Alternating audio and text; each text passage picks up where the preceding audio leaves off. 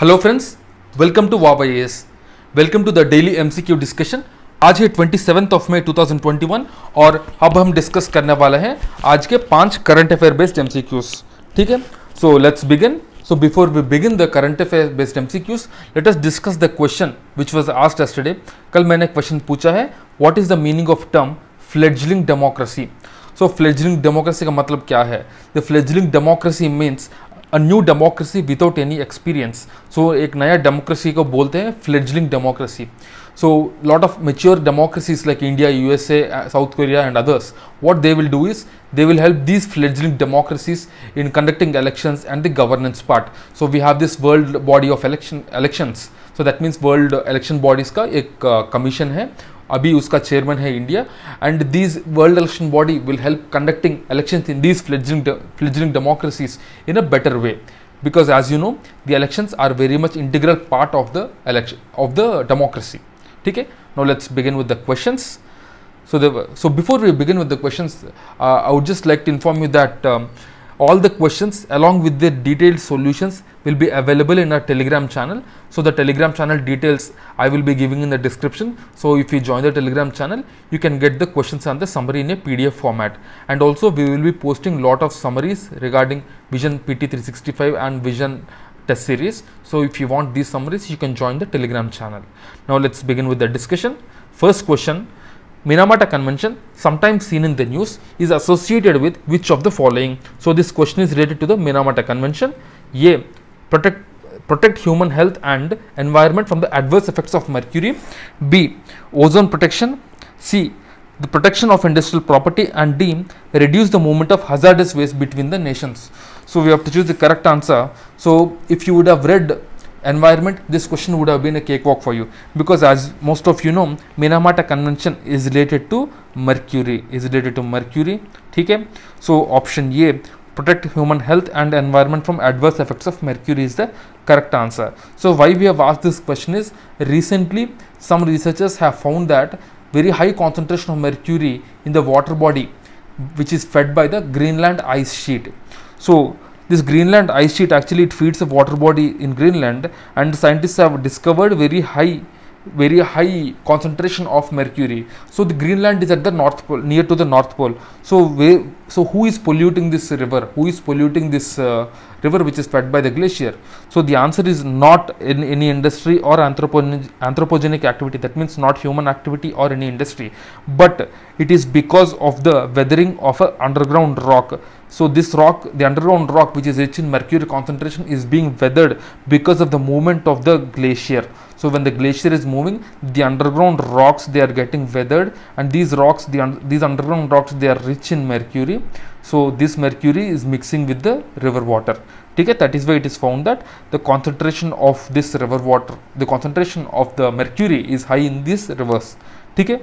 So mercury, if you see, the mercury have toxic effects on the nervous system, digestive system, immune system and lungs. See, this can be a statement in itself. When there is a question on mercury, they can ask this: mercury have toxic effects on nervous system, digestive system, immune system, lungs, kidneys, skin and eyes. So this can directly be a question. Okay? So if you see, chemical of major public health concern, mercury is one of them. So mercury is one of the top 10 chemicals of major public health concern. The Minamata Convention basically is related to this mercury. Minamata Convention is related to mercury, and there are other conventions also. For example, the Stockholm Convention. The Stockholm Convention is related to the persistent organic pollutants, and you have another convention called the Basel Convention. The Basel Convention is related to the transboundary movement of the chemicals. And another important convention what you have is the Rotterdam Convention. This Rotterdam Convention basically deals with handling of important chemicals. Okay? So these are the important conventions that we have. Now let's move on to the next question. So next question: consider the following statements with respect to the Indian Biodiversity Awards. So here the question is about this Indian Biodiversity Awards which were recently presented.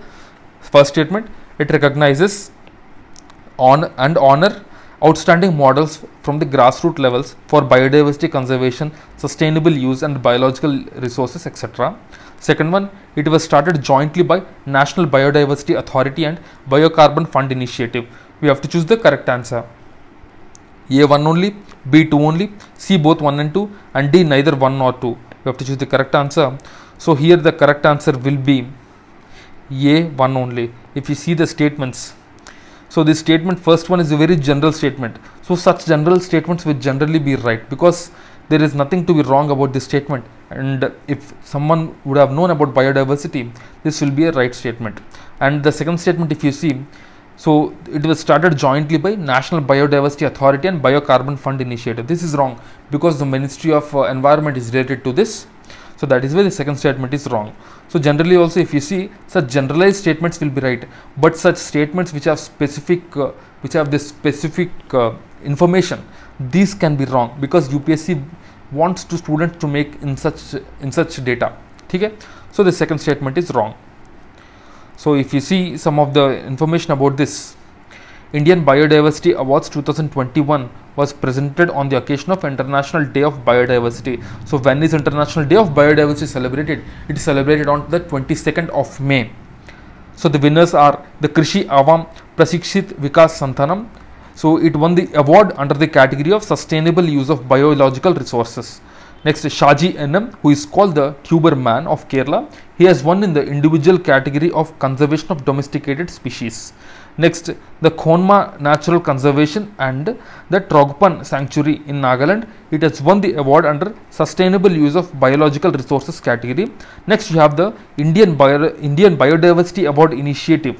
This Biodiversity Award Initiative, as I told, was launched by Ministry of Environment, Forest and Climate Change, the National Biodiversity Authority and UNDP, the United Nations Development Programme. It was started way back in the year 2012, and it recognizes and honors outstanding models from grassroots level for the biodiversity conservation, sustainable use of biological resources and governance. Okay? So this is all the information about the Biodiversity Awards. So remember the date of biological diversity, it is 22nd of May, and the thing is, it is jointly started by Ministry of Environment, Forest and Climate Change, National Biodiversity Authority and UNDP. So these are the important information that we need to remember. Now let's move on to the next question. The next question is about the CBI. So consider the following statements about CBI. First statement, the CBI is a statutory body established under CVC Act of 2003. Okay. Second statement, the central government shall appoint the director of CBI on the recommendation of a 3-member committee consisting of the Prime Minister, Home Minister and an SA. So here we have to choose the statements which are incorrect. So remember, be very careful with such questions.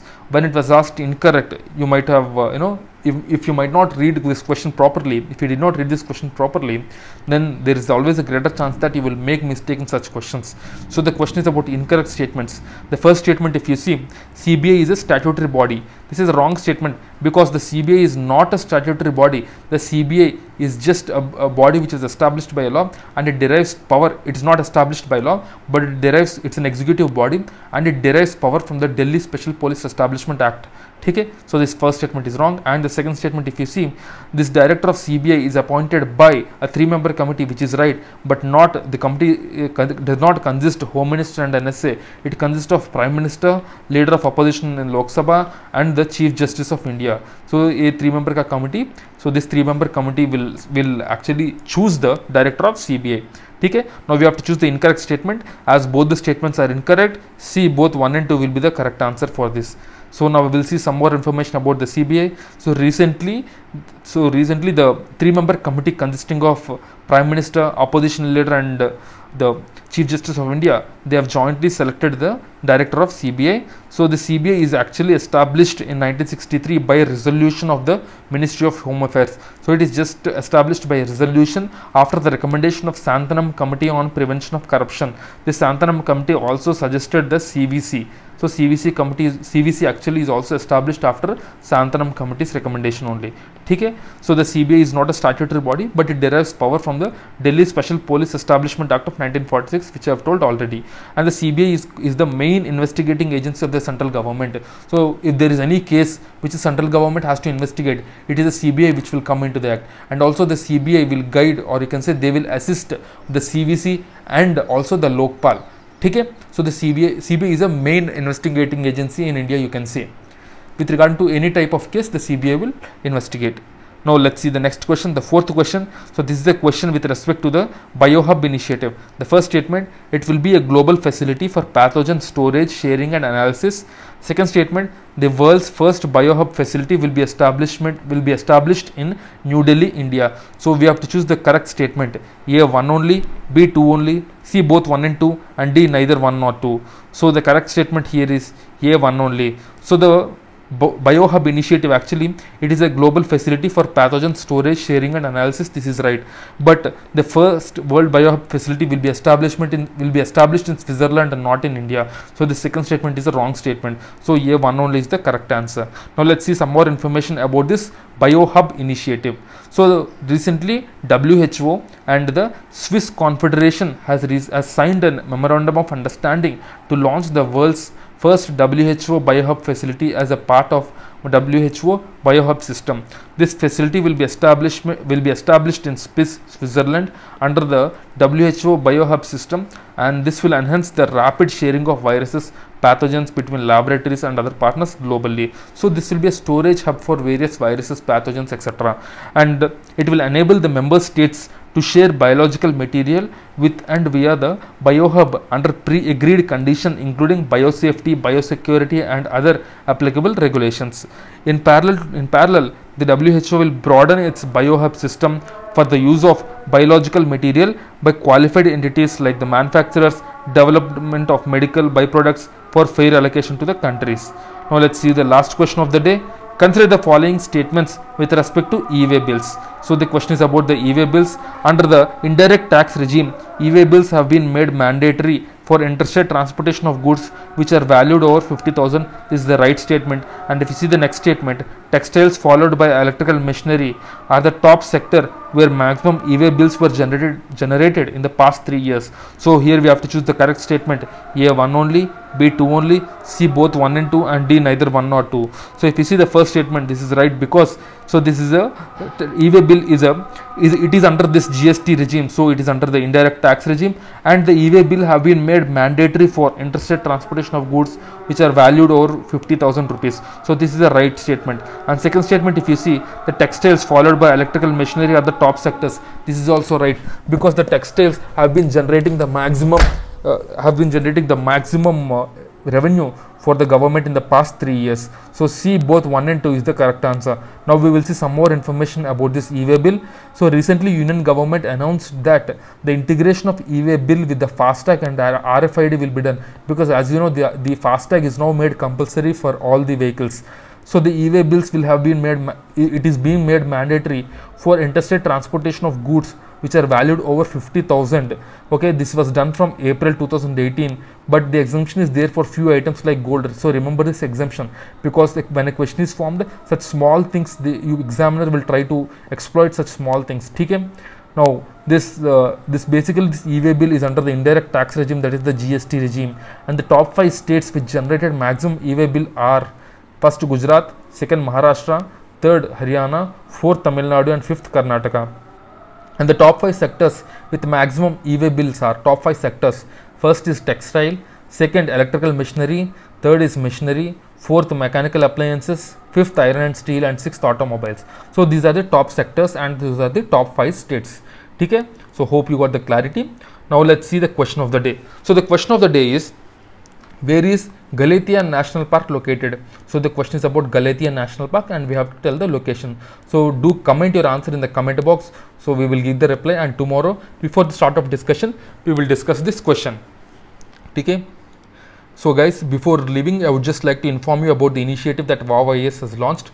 WOW-IAS has launched Vision Prelims Test Series Summary and Vision PT 365 Summary. So if you want these summaries, you can join the Telegram channel and you can find the details over there, because these summaries are available at free of cost in the JPEG format. But if you need it in the PDF format, you have to subscribe to these summaries, whose details I have given here, and also the details I have given in the Telegram channel. So the details of Telegram channel is available in the description, so do join the Telegram channel. So that's it friends for the lecture. I'll see you again tomorrow. Till then, keep studying and stay tuned. Jai Hind.